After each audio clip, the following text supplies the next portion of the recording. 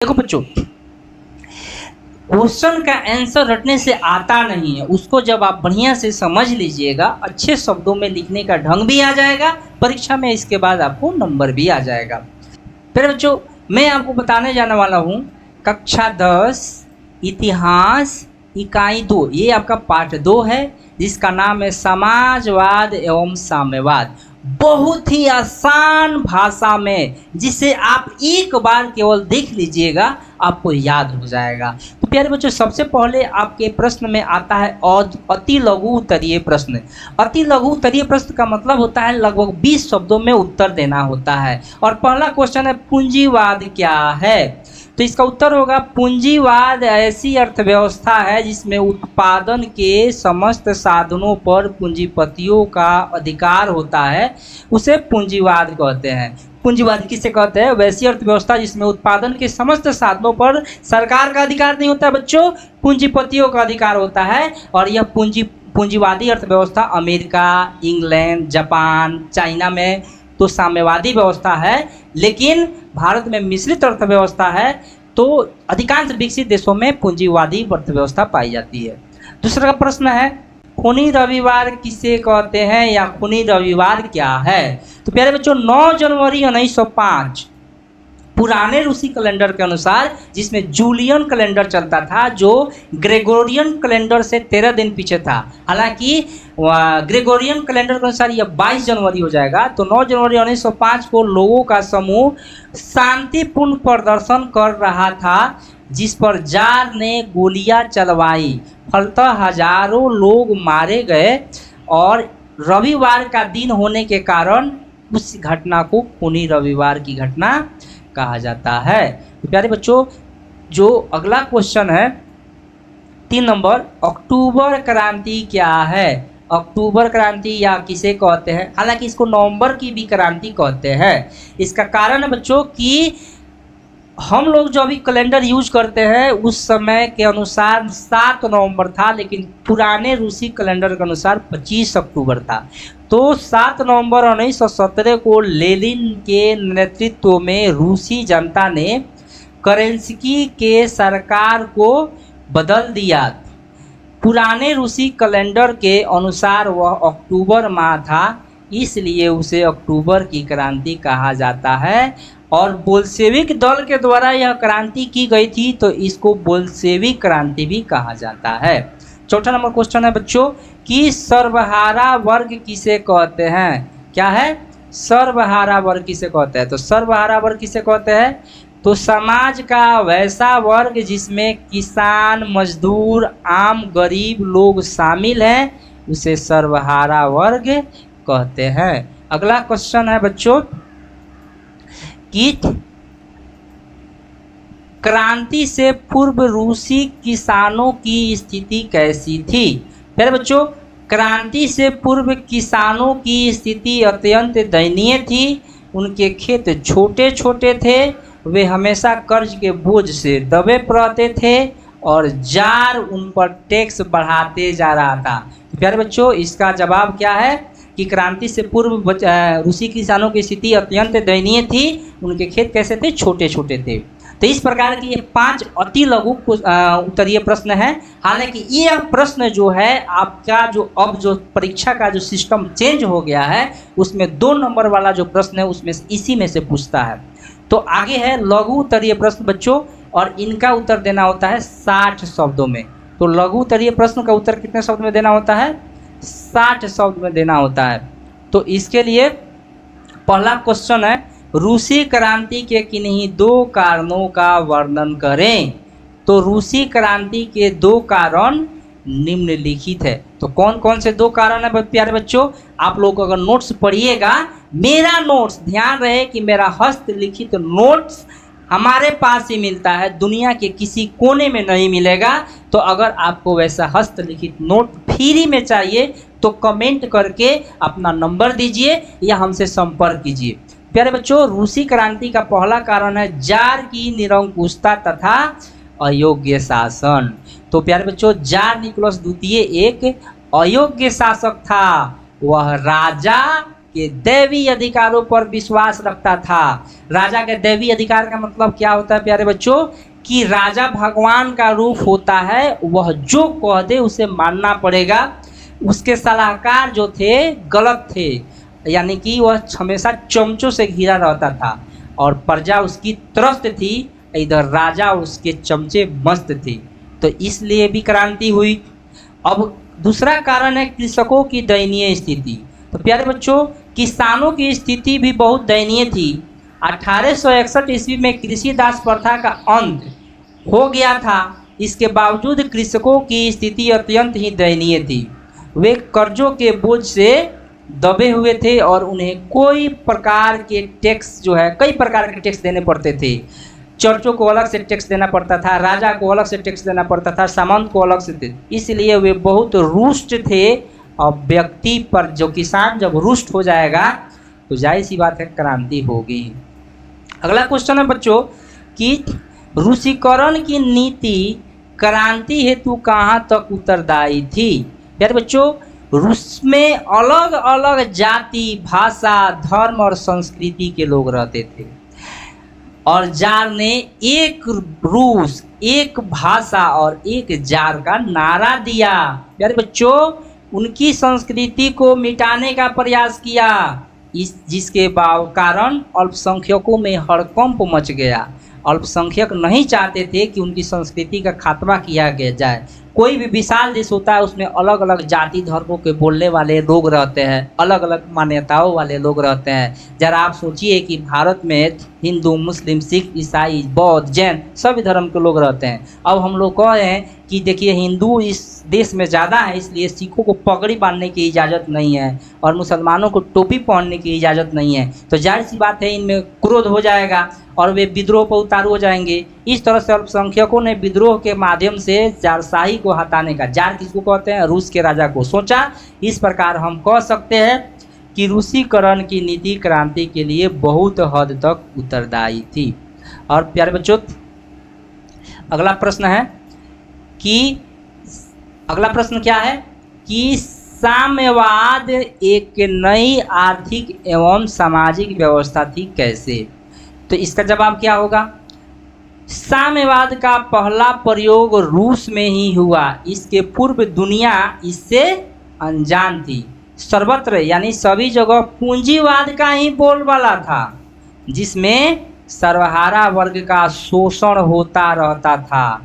इस प्रकार की व्यवस्था में सर्वप्रथम सर्वहारा वर्ग को शासन, उत्पादन एवं नियंत्रण में सहभागी बनाया गया। प्यारे बच्चों, आप देखिएगा कि जो सर्वहारा वर्ग में कौन से लोग आते हैं, गरीब, मजदूर, किसान, ठेला वाले, सब्जी बेचने वाले, इन गरीबों को किसी सत्ता में जगह नहीं मिलती है। खास तौर पर पूंजीवादी व्यवस्था में तो अमीरों को ही पूरा सिस्टम जो है उन्हीं के पक्ष में रहता है, लेकिन साम्यवादी व्यवस्था में गरीबों के पक्ष में सबसे पहली बार जो है सत्ता जो है आई थी। इसलिए साम्यवाद एक नई आर्थिक और सामाजिक व्यवस्था थी। तो प्यारे बच्चों, अगला जो प्रश्न है ये क्या है, आप लोग गौर से देखिएगा। तो जो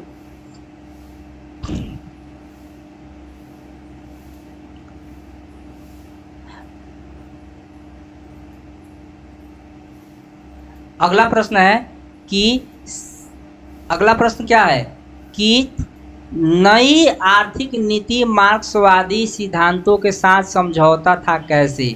मेरे बच्चों, मार्क्सवादी सिद्धांत के अनुसार भूमि राज्य की संपत्ति होती है तथा निजी उद्योग कोई नहीं चला सकता है, प्राइवेट कोई भी उद्योग धंधा नहीं चला सकता है। इस प्रकार की व्यवस्था को अचानक अगर लागू किया जाए तो जनता में क्या मच गया, हड़कंप मच गया। तो किसान अनाज को जलाने लगे, तब लेनिन ने कुछ विचार को त्याग दिया, है ना, मार्क्सवादी विचारों से समझौता करके आर्थिक नीति को लागू किया ताकि अर्थव्यवस्था की स्थिति खराब नहीं हो। प्यारे बच्चों, और अगला है कि प्रथम विश्व युद्ध में रूस की पराजय ने क्रांति हेतु मार्ग प्रशस्त किया कैसे। मेरे बच्चों, रूसी जनता जार की मनमानी क्यों बर्दाश्त करती थी, इसलिए बर्दाश्त करती थी कि उन्हें एक महान देश का शासक होने पर गुमान था। उनको लगता था कि उनका राजा एक महान देश का राजा है। किंतु जब प्रथम विश्व युद्ध में रूस की हार होने लगी तो जनता का भ्रम टूट गया। जार दरबार छोड़कर बाहरी मामला में उलझ गया। जरीना और रासपुटिन कौन था? एक भ्रष्ट पादरी था जो जरीना से प्रेम करता था, जार की पत्नी से, और इससे भी लोग खफा थे। जनता अवगत थी, अतः क्रांति की शुरुआत हुई। अतः क्रांति हेतु रूस का प्रथम विश्व युद्ध में पराजय एक प्रमुख बहाना बना। आगे है प्यारे बच्चों कि ये है अब दीर्घ उत्तरीय प्रश्न। दीर्घ उत्तरीय प्रश्न का उत्तर 150 शब्द में दिया जाता है। रूसी क्रांति की विवेचना करें। मतलब रूसी क्रांति के कौन कौन से कारण थे? तो निम्नलिखित कारण थे। सबसे पहले क्या है? जार की निरंकुशता एवं अयोग्य शासन। प्यारे बच्चों, ये दीर्घ उत्तरीय प्रश्न जो होता है 6 नंबर के लिए आता है, तो 150 शब्द से कम नहीं लिखा जाता है। लेकिन फिर भी मैं आपको एक खाका दे रहा हूँ, और उस खाका जब समझ में आ जाएगा तो अपने से आप लोग आसान से लिख लीजिएगा, आसान हो जाएगा आपको लिखना। तो जार निकोलस कैसा शासक था? अयोग्य शासक था। वह जो है राजा के दैवी अधिकार में विश्वास रखता था। उसके सलाहकार कैसे थे? गलत थे। जनता की स्थिति प्रतिदिन कैसी हो रही थी? खराब रही थी। जब जनता की स्थिति खराब होगी तो जाहिर सी बात है वह क्रांति करेगी। दूसरा कारण क्या था प्यारे बच्चों? तो दूसरा कारण था कृषकों की दयनीय स्थिति। कृषक जो थे, किसान जो थे, 1861 में क्या हुआ था रूस में? जार अलेक्जेंडर द्वितीय के द्वारा कृषि दास प्रथा का अंत किया गया था। मतलब कि अब कृषि दास प्रथा का अंत किया गया तो किसानों में सुधार होना चाहिए, लेकिन फिर भी किसानों की स्थिति में सुधार नहीं हुआ। उनके खेतों का आकार छोटा था और वे कर्जे के बोझ से दबे थे। तो जो किसान कर्जा के बोझ से दबा हुआ है उस पर और टैक्स लगाइएगा तो जाहिर सी बात है वह क्या कर देगा? तो वह क्रांति के लिए उतारू हो जाएगा। 3 नंबर कारण है मजदूरों की दयनीय स्थिति। तो मजदूरों को 16 घंटे काम करना पड़ता था। 16 घंटा काम करने के बावजूद मजदूरी बहुत कम थी। मालिक उनका शोषण करते थे। और चौथा कारण के में अगर देखा जाए तो चौथा उसका कारण होगा औद्योगिकरण की समस्या। तो रूस में उद्योग धंधों का अभाव था। राष्ट्रीय पूंजी का कमी के चलते, अभाव के चलते उद्योग का विकास नहीं हुआ था। तो बेरोजगारी ज़्यादा थी। गरीब लोग को रोजगार नहीं मिलता था, और मिलता भी था तो उनको तनख्वाह ज़्यादा नहीं मिलता था। 5वां कारण है बच्चों रूसीकरण की नीति। रूस में अलग अलग जाति, भाषा, धर्म और संस्कृति के लोग थे, जिन पर जार ने रूसी भाषा, शिक्षा और संस्कृति लादने का प्रयास किया, जिससे अल्पसंख्यक नाराज हो गए। और 1863 में पोलो ने विद्रोह किया। पोलिश लोगों को, पोलैंड के लोगों को पोल कहते हैं, जो कि उस समय रूस का ही हिस्सा था, और इस प्रकार उसको बड़ी क्रूरतापूर्वक दबाया भी गया था। बच्चों अगला कारण है विदेशी घटनाओं का प्रभाव। तो क्रीमिया युद्ध में हार के बाद सेना में सुधार हुआ था, लेकिन 1905 में रूस जापान से हार गया। अब जरा सोचिए, एक हाथी चींटी से हार जाए और 20 साल का लड़का 5 साल के लड़का से हार जाए तो कितना शर्म की बात होगी। जापान जो था एशिया का एक छोटा सा देश था और रूस यूरोप का सबसे बड़ा देश था। फिर भी रूस हारा तो जनता में महानता का भ्रम टूट गया और लोग सोचे कि जार को हटाना बहुत जरूरी है। 7वां कारण है मार्क्सवाद का प्रभाव तथा बुद्धिजीवियों का योगदान। प्यारे बच्चों, कार्ल मार्क्स के विचार तथा बुद्धिजीवियों के कारण मजदूरों का संगठन बना और सर्वहारा वर्ग में एकता हो गई। बुद्धिजीवी जाके लोगों को जागरूक करते थे कि जार जब तक नहीं होगा, हटेगा, तब तक कोई सुधार होने की गुंजाइश बिल्कुल भी नहीं है। 8वां कारण है तात्कालिक कारण है। बच्चों यहाँ से क्रांति चालू होती है। इसके पहले जो भी कारण है ये जिससे लोग केवल गुस्सा में थे, लेकिन एक बहाना बना क्रांति का, वह है प्रथम विश्व युद्ध में रूस की पराजय। अरे बच्चों, प्रथम विश्व युद्ध में रूस की हार होने लगी। अब जार दरबार छोड़कर बाहरी मामला में उलझ गया। वह सेना के पास गया। उसको लगता था कि सेना के पास जाकर उनका हौसला बढ़ाए, लेकिन रासपुटिन को षड्यंत्र करने का मौका मिला, जो कि एक भ्रष्ट पादरी था और वह जरीना से प्रेम संबंध में भी था। जनता ने इसीलिए क्रांति की शुरुआत कर दी। तो प्यारे बच्चों, अब है आगे आपको जानना है कि नई आर्थिक नीति क्या है। तो नई आर्थिक नीति के बारे में आपको जानना है क्या है, तो इसका जवाब क्या होगा। नई आर्थिक नीति, देश में भूखमरी फैलने के कारण लेनिन ने क्या सोचा कि एक साथ पूरे पूंजीवादी विश्व से टकराना संभव नहीं है, इसलिए 1921 में उसने एक व्यवहारिक नीति की घोषणा की जिसे नई आर्थिक नीति कहते हैं। तो नई आर्थिक नीति की कुछ बातें थी। तो नई आर्थिक नीति में कौन सी बातें थी इसको भी आप लोगों को जानना जरूरी है। तो नई आर्थिक नीति की प्रमुख बातों को जानने के लिए आपको एक नंबर देखिए, अनाज नहीं लिया गया, अनाज लेने के स्थान पर क्या किया गया, निश्चित कर लगा दिया गया।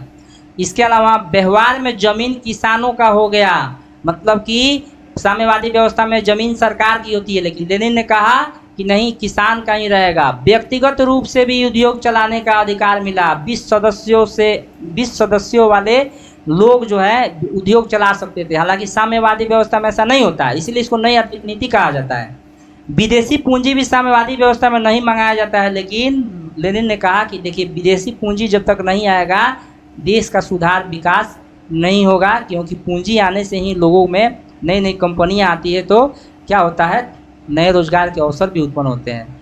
बैंक खोले गए तथा ट्रेड यूनियन की सदस्यता को समाप्त किया गया। पहले क्या था कि जो यूनियन का सदस्य रहेगा उसी को रोजगार मिलेगा, लेकिन इसको समाप्त कर दिया गया। अगला प्यारे बच्चों 3 नंबर क्वेश्चन, जिसका नाम है रूसी क्रांति के प्रभाव की विवेचना करें। तो आपके पुस्तक में ही बहुत आसान से सुंदर भाषा में लिखा है, इसमें किसी सुधार की गुंजाइश नहीं थी, इसलिए मैंने उसी को समझाने का प्रयास किया हूँ। रूसी क्रांति के प्रभाव, तो पहला प्रभाव ये पड़ा कि क्रांति के पश्चात श्रमिक और सर्वहारा, जो गरीब जनता थी, रूस की सत्ता में आ गई। अब जो है अन्य क्षेत्रों में भी आंदोलन होने लगा, प्रोत्साहन मिला। दूसरा प्रभाव पड़ा कि रूसी क्रांति के बाद विश्व की विचारधारा 2 स्तर पर बट गई, 2 खेमा में विभाजित हो गया, साम्यवादी विश्व और पूंजीवादी विश्व। मतलब कि यूरोप भी 2 भाग में बट गया, एक है पूर्वी यूरोप जिस पर साम्यवादी विचारधारा लागू हो गया, पश्चिमी यूरोप जिसमें पूंजीवादी विचारधारा के ज़्यादातर लोग थे। तो इस तरह से समाज का विभाजन भी हुआ। अगला हुआ कि अब क्या हुआ कि दूसरा विश्व युद्ध के बाद पूंजीवादी विश्व तथा सोवियत रूस के बीच शीत युद्ध की शुरुआत हो गई। प्यारे बच्चों, शीत युद्ध का मतलब क्या होता है, ऐसा युद्ध जिसमें सीधे तौर पर युद्ध तो नहीं होता है, लेकिन हमेशा युद्ध की स्थिति बनी रहती है। इस प्रकार के दोनों पक्षों की ओर से बयान आते हैं कि लगता है कि अब युद्ध हो जाएगा, तो एक वैचारिक युद्ध होता है। और यह हुआ पूंजीवादी विश्व के नेता अमेरिका और साम्यवादी विश्व के नेता रूस के बीच, यानी रूस और अमेरिका के बीच में शीत युद्ध की शुरुआत हुई, जो 1991 तक चला, जब तक रूस का विघटन नहीं हो गया। रूस का विघटन कब हुआ, 1991 में। अब चौथा प्रभाव ये पड़ा कि क्रांति के बाद एक नया आर्थिक मॉडल आया, नई आर्थिक नीति वाला मॉडल। पूंजीवादी लोग जैसे कि साम्यवादियों का बहुत ही बुराई करते थे, उनको कहते थे कि इन लोगों का इस प्रकार का मॉडल है कि उन लोगों का आर्थिक स्थिति में कहीं सुधार नहीं होगा, लेकिन पूंजीवादी लोगों ने भी इसको अपनाया। और इस क्रांति की जब सफलता हो गई तो एशिया और अफ्रीका में उपनिवेश मुक्ति को प्रोत्साहन मिला, क्योंकि सोवियत संघ की सरकार नहीं चाहती थी कि पूंजीवादी देश जो अमेरिका है, जर्मनी है या फिर फ्रांस है, ये इटली है, ये दुनिया भर के जो अलग अलग एशियाई अफ्रीकी देशों को जो है गुलाम बना के रखे थे, तो ये गुलामी की जंजीर तोड़ देने के लिए भी साम्यवादी सरकार उनका मदद करती थी। तो प्यारे बच्चों, अगला क्वेश्चन है कि कार्ल मार्क्स की जीवनी और सिद्धांतों का वर्णन करें। तो प्यारे बच्चों, मैं आपको फिर से एक बार बता दूं कि ये जो हस्तलिखित क्वेश्चन आंसर है दुनिया के किसी किताब में नहीं मिलेगा। मैं आपको बता दूं कि अगर आपको भी चाहिए ऐसा नोट्स और आपको ये क्वेश्चन आंसर, इसका मैं नोट्स का भी वीडियो में बनाया हूं, आप लोग जो है ध्यान से अगर उसको सुन लीजिएगा, पढ़ लीजिएगा, और जब भी मेरा वीडियो देखिए तो अपने पास जो है कॉपी और कलम लेके बैठिए, ताकि आप उसको नोट डाउन भी करते चले, ताकि परीक्षा में आप जो है भली भांति से पूरा संपूर्ण ज्ञान आपके अंदर आ जाएगा और आप अच्छी तरह से लिख पाएंगे। तो कार्ल मार्क्स के जीवनी और सिद्धांत के बारे में आपको लिखना है तो कार्ल मार्क्स का जन्म कब हुआ था? 5 मई और 1818। जर्मनी के किस जगह पर हुआ था? राइन प्रांत के किस शहर में? ट्रियर नगर में हुआ था। पिताजी का नाम क्या था? Heinrich Marx. पिताजी क्या थे? एक प्रसिद्ध वकील थे। और कौन धर्म को मानने वाले थे? यहूदी। बाद में किस धर्म को मानने लगे? ईसाई। इतना सारा जानकारी देखिए, कहने का तात्पर्य है कि इतना कम शब्द में इतना, देखिए सागर, गागर में सागर भरने के समान है। इस क्वेश्चन को अगर याद कर लीजिएगा, क्वेश्चन आंसर को, तो कभी भी आप जो है बढ़िया से कभी भूल नहीं पाइएगा। और थोड़ा दोस्तों को भी बताइए इस वीडियो के बारे में, चैनल के बारे में शेयर कीजिए, लोगों को बताइए ताकि चैनल ग्रो हो, जिससे मेरा भी मन लगा रहेगा। तो मैं इस तरह से नया नया वीडियो लाते रहूँगा और आपका कोर्स भी कंप्लीट करा दूंगा। उसकी पत्नी का नाम क्या था? तो जेनी था। 1843 में उसकी बचपन की मित्र जेनी से विवाह हो गया, जिसका पहले से ही प्रेम संबंध था। प्रेरणा के स्रोत, और हर व्यक्ति के को आपके भी प्रेरणा के स्रोत महात्मा गांधी होंगे, सुभाष चंद्र बोस होंगे। उस तरह से इनके प्रेरणा के जो स्रोत थे, रोल मॉडल हीगल थे, मोंटेस्क्यू थे और रूसो थे। इनकी दोस्ती थी फ्रेडरिक एंगल्स से। 1844 में पेरिस में इनका दोस्ती हुआ था।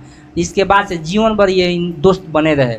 ये कुछ पत्र लिखे, जैसे कि साम्यवादी घोषणा पत्र, बहुत ही प्रसिद्ध पत्र है। 1848 में लिखा था इन्होंने, और इसे आधुनिक समाजवाद का जनक भी कहा जाता है। और दास कैपिटल की रचना भी उन्होंने किया था। एक पुस्तक है 1867 में, जिसे समाजवादियों का बाइबिल कहा जाता है। याद रखिएगा, ये ऑब्जेक्टिव के दृष्टिकोण से बहुत ही इम्पोर्टेंट है। तो प्यारे बच्चों, अगला है मार्क्स के द्वारा ऐतिहासिक भौतिकवाद। तो मार्क्स का सिद्धांत क्या है? तो मार्क्स का सिद्धांत के अनुसार इतिहास उत्पादन के साधन पर नियंत्रण के लिए दो वर्गों के बीच चल रहे संघर्ष की कहानी है, जिसके 6 चरण हैं। कितने चरण हैं? 6 चरण हैं। मार्क्स जो है कार्ल मार्क्स, उन्होंने जो भौतिकवाद का सिद्धांत दिया था, उन्होंने बताया कि आज से अमीर गरीब में लड़ाई नहीं हो रही है। आज से नहीं, बल्कि शुरुआत से ही जो अमीर है और गरीब में एक संघर्ष चल रहा है। अमीर हमेशा गरीब को लूटते आया है। तो 6 चरण बताया इतिहास का। एक है आदिम साम्यवादी युग, अर्थात पहले क्या था, जब आदि मानव जब थे, जब इंसान नया नया जानवर से मनुष्य बना था, तो उस समय सब एक बराबर थे। आदि मानव में ना कोई अमीर था ना कोई गरीब था, सब एक जैसे थे, और वह साम्यवादी युग था। इसके बाद से दास्ता का युग आया। जो लोग बुद्धिमान हो गए, तो अमीर हो गए, तो उन्होंने गरीबों को लूटना शुरू कर दिया और दास गुलाम बनाना शुरू कर दिया। उसके बाद आया सामंती युग। प्यारे बच्चों, इसमें नंबर लिखने में गड़बड़ी हो गई है। तो पूंजीवादी विश्व जो है 4 नंबर में आएगा, पूंजीवादी युग। तो सामंती युग का मतलब क्या होता है? जब राजा बने तो अपने अधिकारी जो मंत्रीगण थे उनको अलग अलग क्षेत्र दे दिया कि फलाना गांव पर तुम शासन करो, फलाना गांव पर तुम शासन करो, जमींदार बना दिया। सब सामंत एक प्रकार का जमींदार होता है, जो छोटे छोटे लोगों के समूह पर शासन करता है और सीधे वहां से टैक्स लेकर राजा को देता है, खुद भी लेता है, राजा को भी देता है। उस युग में भी गरीबों का शोषण हुआ। उसके बाद पूंजीवादी युग जब आया, तो पूंजीवादी युग में तो गरीबों का, श्रमिकों का घोर शोषण हुआ। लेकिन अब आया है समाजवादी युग। अब बात किया जा रहा है कि गरीबों को भी अधिकार मिलना चाहिए। लेकिन अब जो युग आने वाला है वो साम्यवादी युग होगा, अर्थात सब कोई, जैसे पहले आदि मानव एक समान थे, लोग भी एक समान हो जाएंगे। अमीरों से सारा संपत्ति छीन के गरीबों में बांटा जाएगा। प्रथम अंतर्राष्ट्रीय संघ उन्हीं का देन है, मजदूर संघ। अंतर्राष्ट्रीय संघ का मतलब मजदूर संघ। 1864 में प्रथम अंतर्राष्ट्रीय संघ की स्थापना का श्रेय किसको जाता है? मार्क्स को। इसी में उन्होंने नारा दिया था, अधिकार के बिना कर्तव्य नहीं और कर्तव्य के बिना अधिकार नहीं। प्यारे बच्चों, अगला है कि यूटोपियन समाजवादी के विचारों का वर्णन करना है। तो जो कुछ यूटोपियन समाजवादी हैं उनके विचार मैं आपको बता रहा हूँ। जैसे कि 1 नंबर में है सेंट साइमन। तो सेंट साइमन ने क्या कहा? राज्य एवं समाज को इस प्रकार संगठित करना चाहिए कि सभी एक दूसरे के शोषण के बदले मिलकर प्रकृति का दोहन करे। उन्होंने नारा भी दिया, प्यारे बच्चों, प्रत्येक को उसकी क्षमता के अनुसार, प्रत्येक को उसके कार्य के अनुसार। दूसरे थे यूटोपियन समाजवादी चार्ल्स फॉरियर। उन्होंने बताया श्रमिकों को छोटे नगर अथवा कस्बे में काम करना चाहिए। और 3 नंबर में थे लुई ब्ला। लुई ब्ला जो थे आर्थिक सुधार को प्रभावकारी बनाने के लिए राजनीति में सुधार आवश्यक है, ये उन्होंने कहा और वे राजनीति में भी भाग लिए थे। और बच्चों अगले हैं रॉबर्ट ओवन। रॉबर्ट ओवन कहाँ के निवासी थे? इंग्लैंड के थे। और बाकी यूटोपियन फ्रांस के ही थे। उन्होंने क्या कहा? संतुष्ट श्रमिक ही वास्तविक श्रमिक है। तो प्यारे बच्चों इस तरह से ये 4 यूटोपियन समाजवादियों के बारे में के विचार मैं बताया हूँ। इस तरह से क्वेश्चन आंसर आपका समाप्त हुआ। बहुत ही आसान भाषा में लिखा हूँ। एक बार फिर से कहूँ कि वीडियो अच्छा लगे तो दोस्तों में शेयर कीजिए ताकि मेरा भी मनोबल बढ़ा रहे और आपके दोस्तों को फायदा भी हो जाए।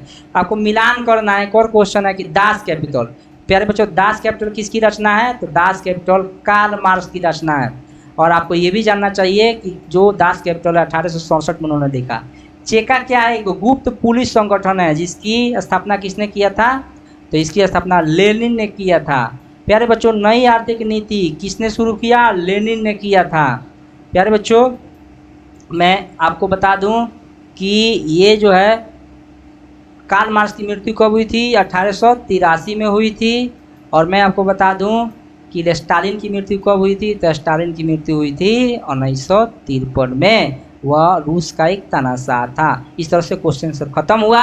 वीडियो अच्छा लगे तो लाइक कीजिए, कमेंट कीजिए, सब्सक्राइब कीजिए और नोट्स लेने के लिए संपर्क कीजिए। धन्यवाद।